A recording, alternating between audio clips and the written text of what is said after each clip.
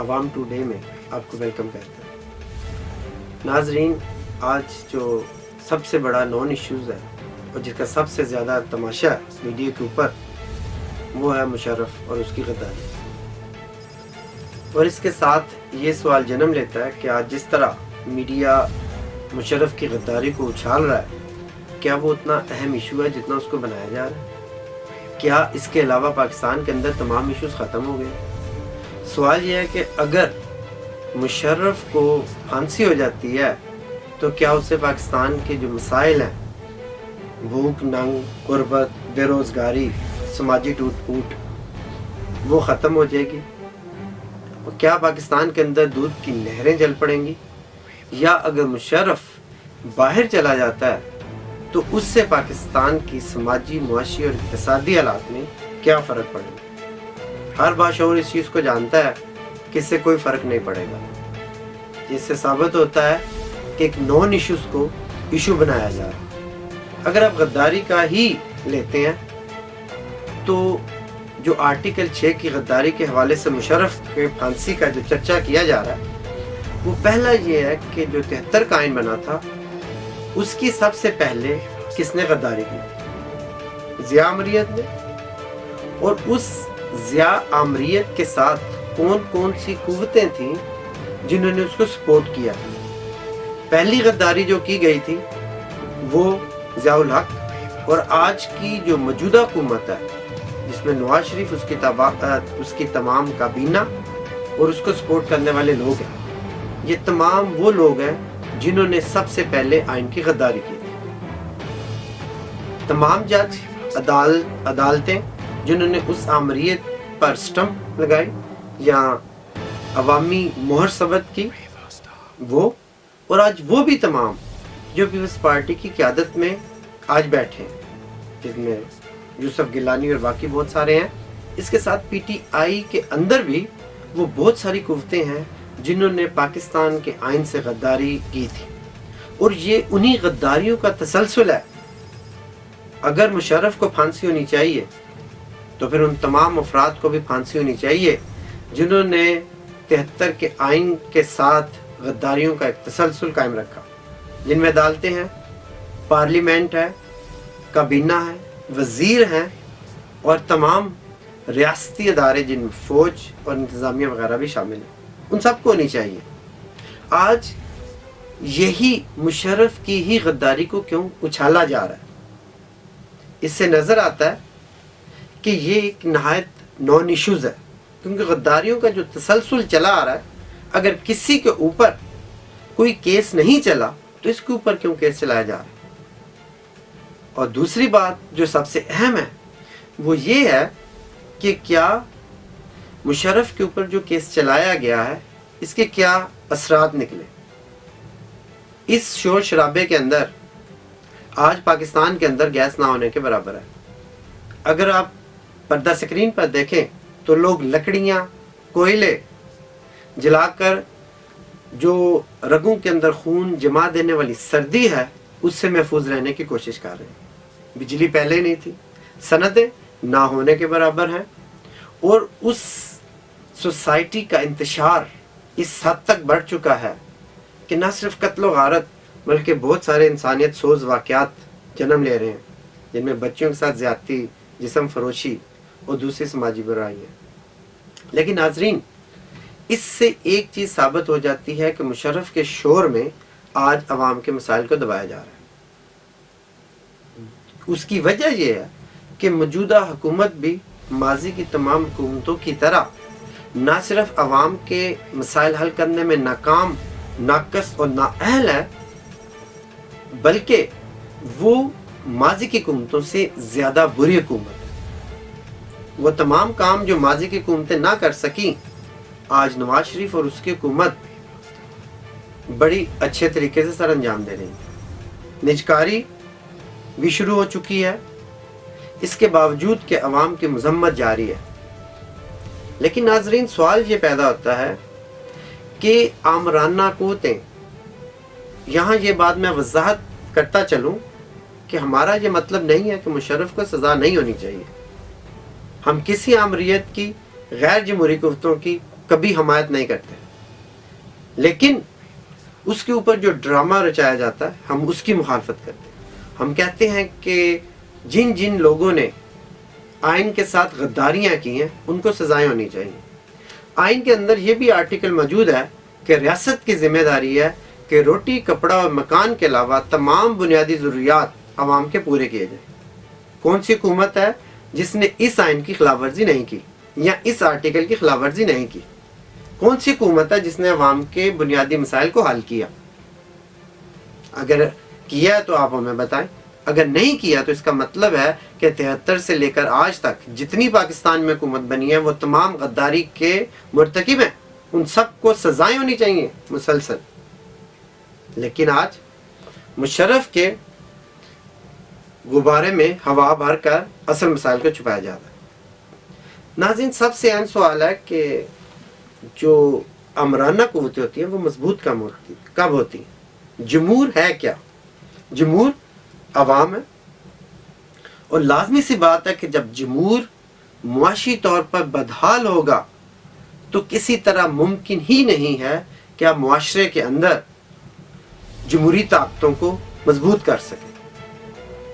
پاکستان کی حالت جو آج سب کے سامنے ہے، جو آج کسی سے ڈکی چھپی نہیں ہے، اس معاشرے کے اندر اس افسوسناک اور عذابناک معاشی اور سماجی حالات کے اندر اگر آمرانہ قوتیں نہیں ترقی کریں گی تو جمہوری قوتیں ترقی کریں گی، کیونکہ براہ راست جمہوریت کا تعلق عوام سے ہوتا ہے۔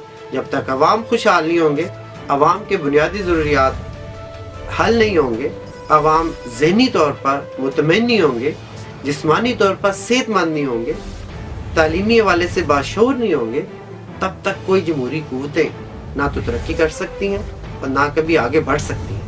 ان حالات میں ہمیشہ غیر جمہوری اور آمرانہ قوتیں ہی آگے بڑھتی ہیں، اور اس سوسائٹی کے اندر یا ایسے معاشروں کے اندر ہمیشہ وہی قوتیں طاقتور بھی ہوتی ہیں۔ آپ کا کیا خیال ہے کہ فوج آج اتنی کمزور ہے کہ وہ ایک جمہوری ناقص نااہل حکومت سے ہار جائے گی؟ قطعاً نہیں ہارنا۔ اس نے ایک طوالت دی۔ پاکستانی فوج سو کالڈ نام نہاد جمہوریت میں کہوں گا، کیونکہ اس میں عوام کا کوئی بنیادی مسئلہ نہیں ہے، اس نام نہاد جمہوریت کے اندر فوج نے ان کا ساتھ دیا دو حوالوں سے۔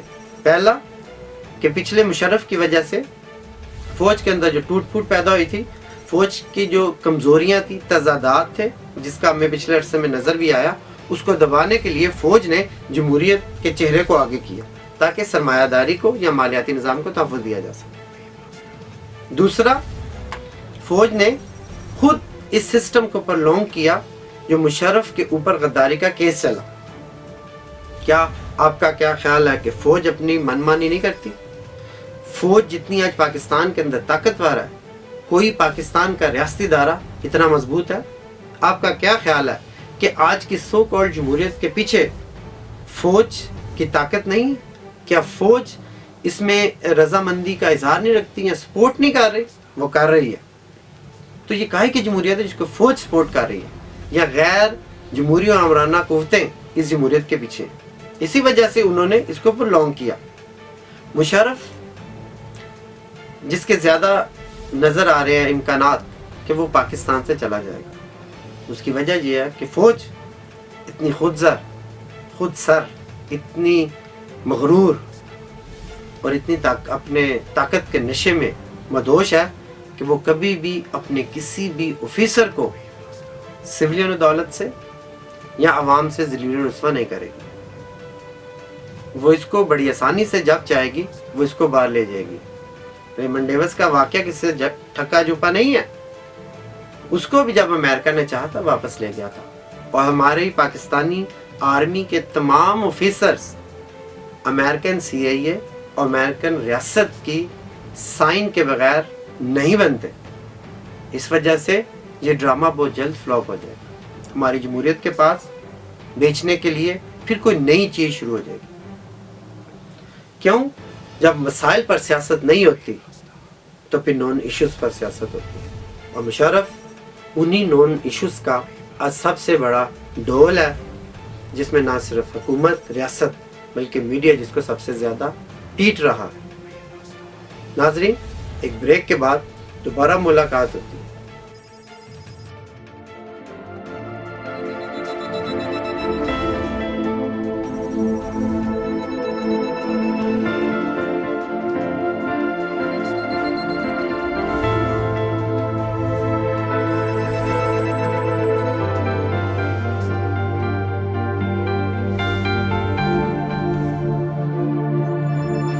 नाजरीन, मुशर्रफ के साथ मुंसलिक एक और मसला है MQM और अल्ताफ़ का। अल्ताफ़ हुसैन ने जो पिछले अरसे में बयान दिया है कराची 1 या 2 का, उसने यहाँ तक कहा है कि अगर हमारे साथ सौतेली माँ जैसा सलूक किया गया तो ये बात एक अलहदा मुल्क तक जा सकती है। दूसरा, इसके पीछे जो बहुत सारे अवामिल हैं जो मंजर आम पर आए हैं, उसमें पहला मसला ये है कि ये मुशर्रफ के हवाले से मुंसलिक है, क्योंकि ये कहते हैं कि मुशर्रफ के ख़िलाफ़ इस वजह से केस चलाया जा रहा है कि वो मुहाजिर है। दूसरा, MQM के अंदर या MQM की कराची के अंदर मुसलसल कई सालों से हुक्मरानी आज कराची का कोई बुनियादी मसला नहीं कर सकी, यहाँ सिंध के चंद शहरों का, जिसमें हैदराबाद भी है। और उस वजह से MQM की जो हमायत है वो बहुत हद तक कमज़ोर हुई है, और इसके अंदर जो ग्रुपिंग थी, हकीकी जो MQM थी, उसके कराची में जो है वो ज़्यादा बढ़ रही है, और MQM की जो हमायत है उसमें कमज़ोरी पैदा हो रही है या बढ़ रही है। इस हवाले से भी एक इंतहा पर या इंतहाई बयानों का सहारा लेकर अपनी ताकतों को इकट्ठा करने की कोशिश की गई। जहाँ ये कोशिश की गई वहाँ दूसरी तरफ इस चीज़ से भी नकाब उठ गया और ये पर्दा या ये राज फाश हो गया कि MQM पिछले अरसे में जो अपने आप को मुत्तहिदा तहरीक कह रही थी या पूरे पाकिस्तान की नुमाइंदा जमात कह रही थी, वो साबित हो गया कि नहीं, हकीकत में ये सिर्फ मुहाजिर नाम के ऊपर एक लसानी फाशिस्ट तंजीम है, या कम अज़ कम लसानी बुनियादों पे फस्ताई नज़रियात रखने वाली तंजीम है। और ऐसी तंजीमों की कभी अवामी हमायत नहीं होती, ये आर्जी तौर पर उभरती हैं और बड़ी तेज़ी से पीछे जाती हैं। इनके उभरने में हमेशा गैर जमहूरी कुव्वतों का और अमरीतों का हाथ होता है। जिस तरह जमात इस्लामी हमेशा अमरीतों में अपने पर पुर्जे निकालती है, इसी तरह MQM भी हमेशा अमरीतों में ही मंजर आम पर उभर के सामने आई। हर अमरीत को अपनी हमायत के लिए और अपनी सियासत के लिए सो कॉल्ड या नाम नहाद अवामी कुव्वतों का सहारा लेना पड़ता है, जिसमें तमाम मजहबी कुव्वतें, जिसमें मौलाना फजल रहमान की भी है या बाकी भी हैं, बुनियादी तौर पर जितनी इलाकाई, नस्ली, लसानी, मजहबी, तासुबाती या शावनिस्ट तंजीमें हैं, वो हमेशा अमरीतों का बारूद होती हैं। अमरीतें उनके सरों पर कायम होती हैं और ये अमरीतों को और गैर जमहूरी कुव्वतों को मजबूत करती हैं। यही वजह है कि आज MQM का मुशर्रफ को बराह रास्त जो सपोर्ट कर रहा है वो उसके बुनियादी नज़रियात की खमासी करता है। और नाजरीन, जहाँ तक कराची का मसला है, कहा जाता है या अखबारों में आया है या सरकारी तौर पर ये बात मंजरेआम पर है कि पाकिस्तान का कराची बड़ा शहर नहीं है बल्कि दुनिया का तीसरा छठा बड़ा शहर है। इसके बावजूद कि शहरों वाली उसमें कोई खसूसियत नहीं है। कभी वो रोशनियों का शहर था, अब हम अगर उसे अंधेरों का शहर कहें तो मेरा ख्याल इतना गलत नहीं होगा। जो पहले कभी अमन का गवारा था, रोजगार का जरिया था, अगर आज हम देखें तो सबसे ज्यादा बदअमनी और सबसे ज्यादा कत्ल गारत, बदमाशी, गुंडागर्दी आज कराची का मुकद्दर बन चुकी है। और उसके अंदर जहां मौजूदा निज़ाम का किरदार है, वहाँ MQM का भी एक बुनियादी किरदार है कि इतने तमाम अरसे से उसने कराची के अंदर जो परागंदगी फैलाई, जो जहर फैलाया, वो सिर्फ और सिर्फ कराची को बर्बाद करने का बाइस बना, उसे आबाद ना कर सका। कराची का आज भी, या सिंध का गवर्नर आज भी एमक्यूएम का ही है। उसके बावजूद अगर वो ऐसी बातें करें तो वो नहायत झूठ का सहारा ले रहे। जहां तक अल्ताफ हुसैन ने ये कहा कि कराची को हम अलहदा कर देंगे, ये इतना आसान नहीं है। हम मशरक़ी पाकिस्तान बनाएंगे, वो भी आसान नहीं है। उसकी बुनियादी वजह यह है कि मौजूदा रियासत जो मंडी की बुनियाद पर कायम है, शरह मुनाफा की बुनियाद पर कायम है, वो अपनी जो मंडी के अंदर लूट है उसको इतनी आसानी से नहीं छोड़ेगी। वो ना सिर्फ कराची बल्कि बलोचिस्तान, जिसके अंदर बहुत लंबे अरसे से मुसल्लह तहरीक जारी है, उसने बलोचिस्तान को खून में डुबो दिया, कत्ल व गारत की इंतहा कर दी, लेकिन वो उसको आज़ाद नहीं करेंगे। क्योंकि मौजूदा सिस्टम के अंदर कौमी आज़ादी की तहरीकें आज कामयाब होना मुश्किल ही नहीं है, बल्कि अगर वो हो जाएं तो उससे ज़्यादा भयानक नताइज सामने आते हैं, जिस तरह बांग्लादेश किया है, तो हमने पिछली दफ़ा शायद बात भी की थी। कराची, इस वजह से भी कराची के अंदर कौमी आज़ादी की मूवमेंट कामयाब नहीं हो सकती कि आज कराची कराची नहीं है। कराची एक इंटरनेशनल शहर है जिसके अंदर सिर्फ मुहाजिर नहीं बल्कि पंजाबी भी हैं, जिसके अंदर बलोच भी हैं, जिसके अंदर पठान भी हैं। तमाम कौमियतें आज कराची, हैदराबाद के अंदर आबाद है। जिस वजह से अगर एमक्यूएम ये नारा देती है कि कराची को हम अलग मुल्क बना लेंगे, तो ये झूठ है, मुमकिन नहीं है। क्योंकि अगर कोई ऐसी तहरीक कराची के अंदर चलती है तो कराची खून में डूब जाएगा। इतनी बड़ी कत्लो गारत शायद आपने तारीख में बहुत कम देखी होगी, जो आप कराची में देखेंगे अगर वो अलहदगी की तरफ उसका रुख होता है। लेकिन अलहदगी इस हवाले से भी उसकी मुमकिन नहीं है कि फौज नहीं चाहेगी, कभी भी नहीं चाहेगी, और पाकिस्तान के जो हुक्मरान हैं वो कभी नहीं चाहेंगे कराची हमारे हाथ से जाए। दूसरा, कराची के अंदर आज जहाँ का वहाँ कराची की इंडस्ट्री जो पाकिस्तान में किसी हद तक एडवांस है, वहाँ का मजदूर इतना बाशऊर है, इतना समाजी तौर पर आ गया है कि वो कभी भी किसी भी कौमी आज़ादी की तहरीक की हिमायत नहीं करेगा। जिस वजह से कराची के अंदर एक बड़ी खून रेजी होगी अगर वो कौमी आज़ादी की तहरीक की तरफ जाता है। लेकिन मेरा नहीं ख्याल कि एमक्यूएम की बातों का कोई रिजल्ट हो सके। लेकिन नाजरीन, इसके साथ साथ कराची का मुस्तकबिल पूरे पाकिस्तान के मुस्तकबिल के साथ वाबस्ता है। कराची क्योंकि पाकिस्तान का एक बड़ा शहर है, और बड़े शहर हमेशा नुमाइंदगी करते हैं मुल्कों की।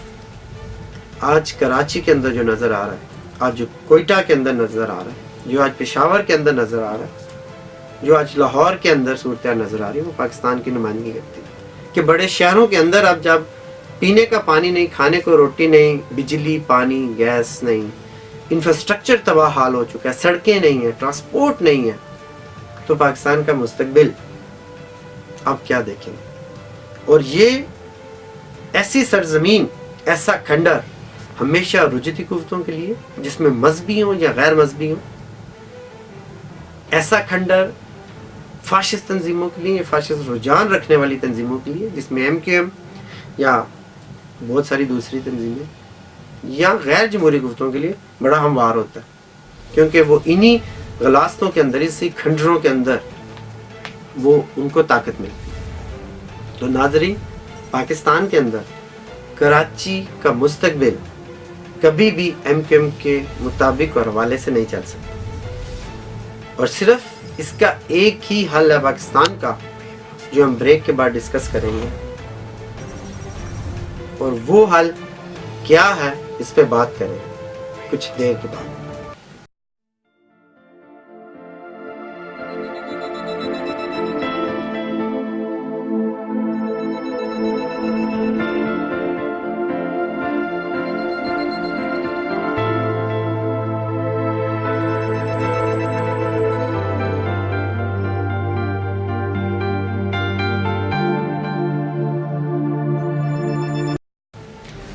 नाज़रीन, पाकिस्तान के मसाइल का आज हल مختلف سیاسی پارٹیاں اور ان کی قیادتیں اپنے حوالے سے پیش کر رہی ہیں۔ پی ٹی آئی پاکستان عوامی تحریک جو تھی، ان کے جو قائد عمران خان ہیں، انہوں نے سونامی کی بہت بات کی، ایک انقلاب کی بات کی۔ اس کے بعد کینیڈا سے مولانا طاہر القادری صاحب ٹپکے، انہوں نے بھی ایک انقلاب کی بات کی۔ انقلاب کے نام پر آج پاکستان کے اندر بڑا تماشا گرم ہے اور انقلاب کھیلا جا رہا ہے، جبکہ آج تک کسی سیاسی پارٹی نے، اس کی قیادت نے اس کی وضاحت نہیں کی کہ انقلاب ہوتا کیا ہے، انقلاب ہے کیا، وہ کون سا انقلاب چاہتے ہیں اور وہ انقلاب وہ کیسے لے کے آئیں گے۔ جب تک ان سوالوں کے جوابات نہیں دیے جاتے، انقلاب ہمیشہ الفاظی ہی نہیں رہتا، بلکہ انقلاب رد انقلاب بنتا، اور انقلاب کے نام پر رد انقلاب کو آگے بڑھایا جاتا ہے۔ اس میں کوئی شک نہیں ہے کہ آج پاکستان کے اندر تمام سیاسی پارٹیاں موجودہ نظام کو بچانے کے لیے رد انقلاب کا تماشا کر رہی ہیں۔ انقلاب کے نام پر موجودہ اتصالی نظام کو بچایا جا رہا ہے، کیونکہ وہ ماں سوائے چہروں کی تبدیلی کے کسی انقلاب کی بات نہیں کرتی، اور چہروں کی تبدیلی کبھی نظام کی تبدیلی نہیں ہوتی، کیونکہ نظام اور چہرے تو مختلف چیزیں ہوتی ہیں۔ اگر چہروں کی تبدیلی سے پاکستان کا مقدر بدل سکتا تو آج تک کب کا بدل چکا ہوتا، کیونکہ پاکستان کے اندر بہت ساری حکومتوں نے آج تک آئیں اور گئی۔ لیکن آج ہم حقیقی انقلاب پر بات کریں گے۔ انقلاب ہوتا کیا؟ اگر آپ تمام انسانی تاریخ کو دیکھیں تو تمام انسانی تاریخ کی ترقی اور آج تک کی ترقی کے پیچھے انقلابات کی تاریخ ہے۔ تاریخ کے اندر جب بھی انقلابات آئے، انہوں نے سوسائٹیوں کو، معاشروں کو آگے کی طرف دھکیلا اور انہیں ترقی کی۔ اگر آپ غلامداری کی تاریخ دیکھیں تو پسماندہ معاشرہ تھا، اور جب جگیرداری آئی تو وہ غلامداری سے زیادہ ترقی یافتہ تھی۔ غلامداری سے ترقی، جگیرداری میں انسانی تاریخ اس وقت شامل ہوئی جب غلامداری نظام نے اپنے تمام ذرائع و وسائل کو مکمل طور پر استعمال کر لیا، اور وہ انسانی ضروریات کو مزید ترقی دینے یا ان کو پورا کرنے سے قاصر ہوئی۔ اسی طرح جگیرداری میں سے ہی سرمایہ داری نظام نے جنم لیا، کیونکہ جب جگیرداری کے اندر زمین سے منسلک تمام طاقت اور صلاحیت آہستہ آہستہ صنعت میں سمٹتی گئی تو پھر صنعت زیادہ ہیوی ہوتی گئی اور زمین کے رشتے کمزور ہوتے گئے، اور جگیرداری کی کوکھ سے سرمایہ داری نے جنم لیا۔ فرانس کا انقلاب سرمایہ داری کا ایک کلاسیکل انقلاب تھا، اور اس انقلاب کے بعد جو تمام پیداواری رشتے تھے وہ بدل گئے۔ اسی طرح ناظرین، سرمایہ داری کی مختصر تاریخ کے اندر، کیونکہ جاگیرداری کا عرصہ بہت لمبا تھا اور غلامداری کے اس سے زیادہ لمبا تھا، اور آج کی جتنی ترقی ہے یہ ان تمام نظاموں کا تسلسل ہے۔ اور آج سرمایہ داری کے اندر تمام ذرائع آج پھر اس کا ساتھ چھوڑ چکے۔ کسی بھی نظام کا بحران کی عکاسی کن چیزوں سے ہوتی ہے؟ عوام کی بے روزگاری سے، عوام کے معیار زندگی کی کمزوری اور اس کے گرنے سے، سماجی ٹوٹ پھوٹ، انفراسٹرکچر کی تباہی، امن کی بجائے جنگ، بد امنی، غیر اطمینان، کیفیت سوسائٹی کی، اس سے جو انتشار اور خلفشار جنم لیتا ہے اور وہ نظام اس کو حل کرنے میں ناکام رہتا ہے، تو یہ سب سے بڑا ثبوت ہوتا ہے کہ کوئی سوسائٹی اب معاشرے کو چلانے میں ناکام ہے۔ ولادیمیر ایلچ نے انقلاب کے لیے 4 چیزوں کی پیشن گوئی کی تھی کہ جب حکمران اوپر سے لڑتے ہیں، حکمرانوں کی آپس میں لڑائیاں ہوتی ہیں، جس طرح آج مشرف اور موجودہ سو کالڈ پارلیمنٹری لڑائی چل رہی ہے، یہ عکاسی کرتی ہے کہ سوسائٹی کے اندر اب ایک انقلاب کی ضرورت ہے۔ دوسرا ناظرین، معروضی حالات، داخلی حالات، انقلابی تنظیم۔ آج پاکستان کے اندر معروضی حالات تیار ہو چکے ہیں ایک انقلاب کے لیے، اور وہی مجبور کرتے ہیں حکمرانوں کو کہ وہ انقلاب کا نام لے کر انقلاب سے دھوکہ کریں، اور اس کے خوف سے وہ کانپ رہے ہیں۔ پاکستان کے اندر مزدوروں کی جو انقلابی تحریک اور کردار ہے وہ تاریخ میں بڑا شاندار ہے۔ 1859 کا 81 کی تحریک اور اس کے علاوہ بہت سارے۔ آج داخلی عنصر کی ضرورت ہے کہ اگر وہ داخلی عنصر ہم پاکستان کے اندر مضبوط کر لیتے ہیں، انقلابی پارٹی بنا لیتے ہیں، تو پاکستان کے انقلاب کو دنیا کی کوئی طاقت نہیں روک سکتی۔ ٹروٹسکی نے کہا تھا کہ آج پوری دنیا کا انقلاب اور خاص طور پر سوشلسٹ انقلاب قیادت کے بحران میں سمٹ گیا۔ وہ انقلاب آج جو نئی شکل لے کے آئے گا، یا وہ انقلاب کیا ہوگا؟ آج جو مارکیٹ اکانومی ہے، منڈی کی معیشت ہے، وہ نہیں رہے گی۔ نیا انقلاب ایک پلانڈ اکانومی کا یا منصوبہ بندی پر مبنی ایک انقلاب ہوگا۔ وہ نجی ملکیت نہیں ہوگی بلکہ سماجی ملکیت کا نظام ہوگا۔ وہاں اشیاء پیداوار کو منافع کے لیے نہیں بلکہ انسانی ضرورتوں کے لیے پورا کیا جائے گا۔ وہاں معاشرے کو چند امیر جگیردار فوجی جرنیل یا سرمایہ دار نہیں چلائیں گے، بلکہ معاشرے کا ہر فرد اس میں حصہ لے گا اور اس کو کنٹرول کرے گا۔ ایک باورچی وزیر اعظم بن سکے گا اور ایک وزیر اعظم باورچی بھی بن سکتا ہے۔ قیادت مسلسل تبدیل ہوگی، کوئی مستقل قیادت نہیں ہوگی۔ سب سے بنیادی اور سب سے جو ٹارگٹ بڑا ہوگا وہ معاشرے کی سماجی ترقی ہوگی۔ روزگار ہر شخص کا حق ہوگا اور بے روزگاری جرم ہوگی۔ نسلی، لسانی یا کسی قسم کے بھی شاونسٹ سوچ، نظریے اور پارٹی کی اجازت نہیں ہوگی۔ مذہب ہر شخص کا ذاتی اور نجی معاملہ ہوگا کہ وہ کون سا مذہب کیسے اپناتا ہے اور اس میں کیا کردار ادا کرتا ہے۔ ناظرین، جب تک ہم ایک نئے انقلاب کی جب بات کرتے ہیں وہ تب تک ادھوری ہے جب ہم یہ نہیں کہتے کہ مارکیٹ اکانومی کی جگہ پلانڈ اکانومی لے، تمام صنعتوں پر مزدوروں کا جمہوری کنٹرول ہو، اور شرع منافع کی جگہ انسانی ضرورتوں کو بنیادی کردار عامل ہو۔ سیاسی نظام بھی اسی حوالے سے ترتیب پائے گا جو کہ نیچے سے لے کر اوپر تک ہوگا، اوپر سے لے کر نیچے نہیں آئے گا۔ اور جب تک ہم اس کی بات نہیں کریں گے انقلاب کا لفظ ادھورا ہے۔ اور یہ حقیقی انقلاب جس کی ضرورت ہے پاکستان کے اندر، اور وہ انقلاب کسی اور نے نہیں کرنا، وہ صرف اور صرف پاکستان کی عوام، محنت کش عوام، جس کے اندر جو صنعتی مزدور ہے وہ ہراول کردار ادا کرے گا۔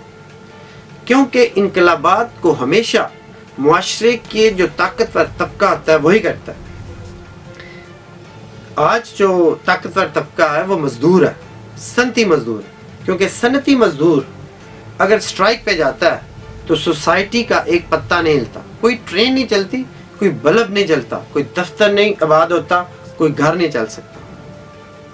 اس وجہ سے پاکستان کے انقلاب کی، اور خاص طور پر ایک سوشلسٹ انقلاب جو پاکستان کے آسمان کے اوپر منڈلا رہا ہے، اس کی قیادت پاکستان کا مزدور کرے گا۔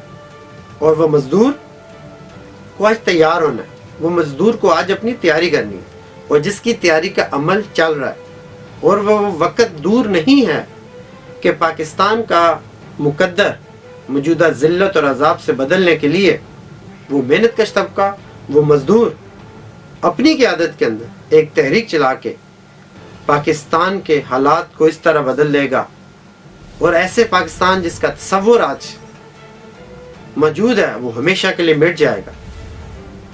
اور یہ انقلاب پھر پاکستان کی سرحدوں تک ہی مقید نہیں رہے گا، یہ پھیلے گا، یہ بر صغیر کا انقلاب بنے گا، یہ ایشیا کا ریولوشن بنے گا، اور آنے والے وقتوں میں ایک عالمی انقلاب کا پیش خیمہ ہوگا۔ ایسے انقلاب کی طرف ہمیں بڑھنا ہے، اور اسی انقلاب کی ہمیں تیاری کرنی ہے جو پاکستان کا، بر صغیر کا اور عالمی دنیا کا مقدر بدل سکتا ہے۔